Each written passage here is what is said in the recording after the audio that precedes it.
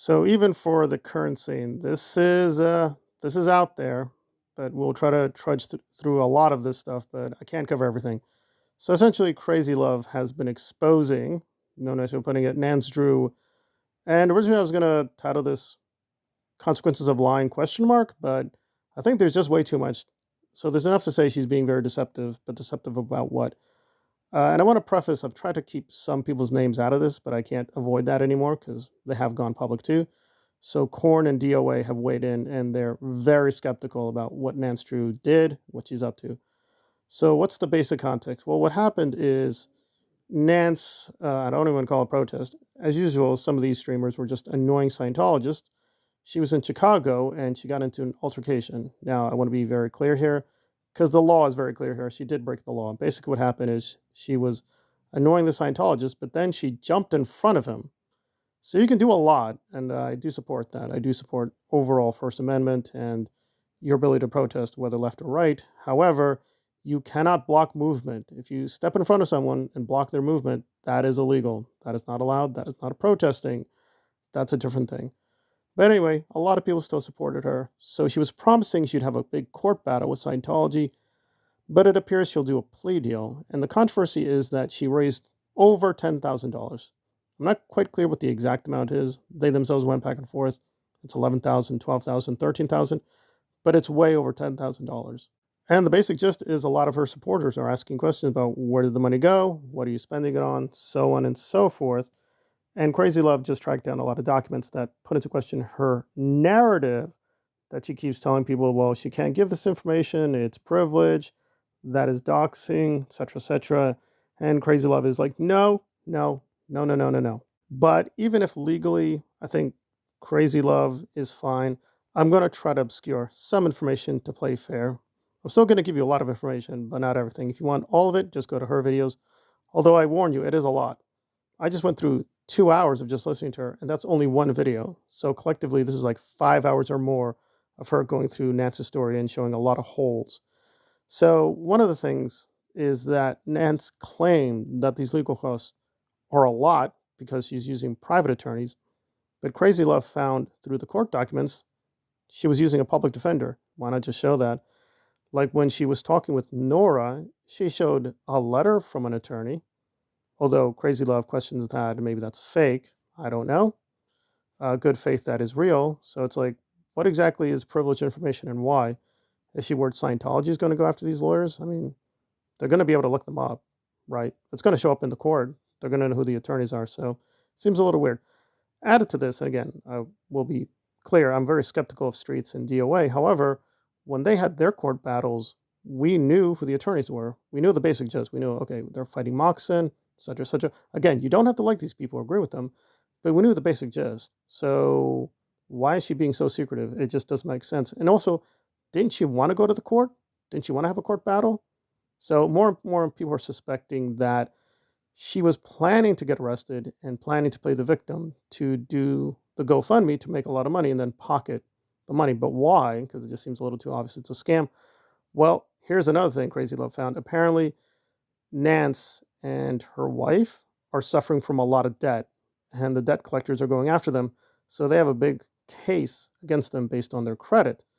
So apparently, she's using the money for that, but she couldn't use the GoFundMe because GoFundMe does not allow you to raise money for, quote, financial crimes. Now, I'm thinking myself about doing GoFundMe, so I can't verify this. I will look up the terms of services, but if that's true, it seems like she was just basically using a loophole. Like she was raising money for her defense, which is ironic because I think she was technically charged with assault. But again, these are very legal, technical terms, so maybe she was charged something lesser. But in any case, apparently she was raising money for that case, which she could do, but is using the money for her debt, which was not something she told people. Now, this is not all documents. Crazy Love is relying on some testimony. And again, this is secondhand. I cannot verify. But apparently she was told by reliable people certain things. One, apparently she had a bet with some other Chicago protesters to get arrested. So this is Nance Drew. So she actually put a bet to get arrested first. So this was not someone trying to avoid being arrested. They wanted to get arrested. But again, this is hearsay, secondhand. I don't know if that happened. And some of this information is secondhand. For instance, what her wife is. Apparently, her wife is a cop, but again, I don't know that for sure. Again, there's just a lot we don't know about Nance Drew. She has told us a few things, that she's a therapist and that she has been, quote, serving the community, and that she's, quote, half Hispanic. Although, again, and I'm not going to say what her last name is, I'm trying to be very respectful here, but I looked at her last name. I'm Hispanic. That does not look like any kind of Spanish name. And Spanish names have a variety. People have this very stereotypical idea of, oh, it's Lopez or whatever. It's like, no, Spanish names can be all over the place, but that did not look like any Spanish name. Now, again, it is possible. Like Argentinians, for example, they have a lot of British names because Britain is a huge part of their culture. So, again, you might have a, quote, more Americanized or Britishized name and be Hispanic, but I don't know. That sounded suspicious too. And I tried giving Nance a chance and looked at her content, and it's very weird. Like the last major thing she did was 7 months ago. She has done a few updates, but then the update she did was basically saying she's going to be on Nora's channel. And I watched that, and she didn't say very much. So her updates are a little pathetic, and a lot of her content now, not all of it, but a lot of it is members only. And the cost is insane. Like one thing costs $99. So yeah, if you want to double check some of these things, you got to pay $99. Now, luckily, there are clips of the incident with the Chicago Scientologist, so you can see that for free. But again, it's just a lot of tricky questions about why she's being so secretive. And Crazylove even had on an attorney as well as DOA, and they were just poking holes at like, well, that's just not how it works, right? I mean, good or bad, you can say a lot of things about DOA. He's been to the court a few times, so he knows these things.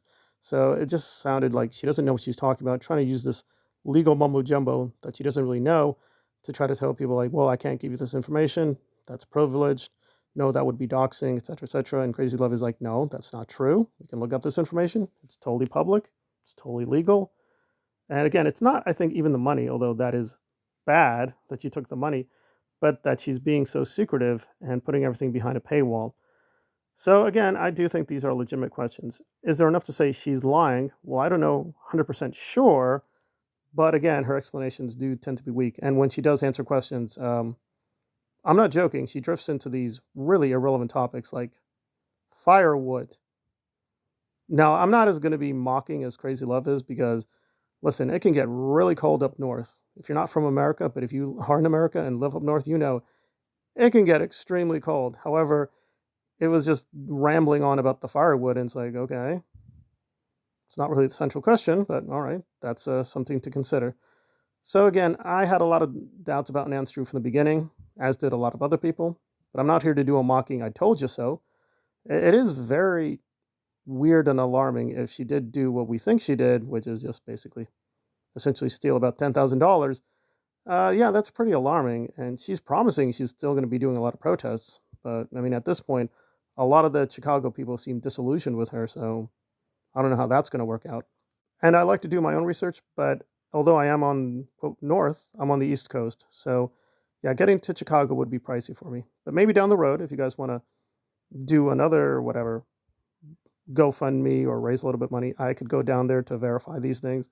Because I do trust Crazylove, but I would like to go to the actual court and look at these documents right on paper and see what happened. Because, yeah, the story doesn't really hold up.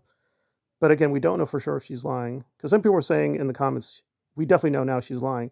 Well, we know she's being deceptive and she's being very secretive. And some of these stories she's telling are just so ridiculous. Like, apparently her dogs and pets are in danger from Scientology, but she can't provide any evidence. So we're like, it just seems like she just did a lot of scary Halloween stories to scare up these funds.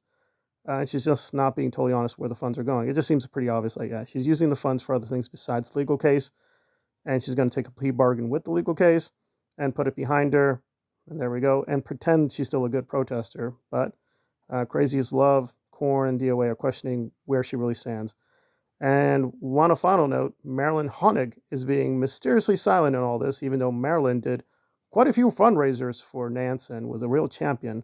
But I guess Nance is now too close to Nora, and Marilyn doesn't like her anymore because she doesn't like Nora. But Nora's also getting called out. And I will defend Nora slightly. Her interview with Nance wasn't that good. But I do think good faith she tried to just do it to have Nance explain things. But it kind of degenerated into them just accusing and blaming a lot of people and attacking a lot of people. But Again, that's just what happens on Nora's channel anyway, but there we are.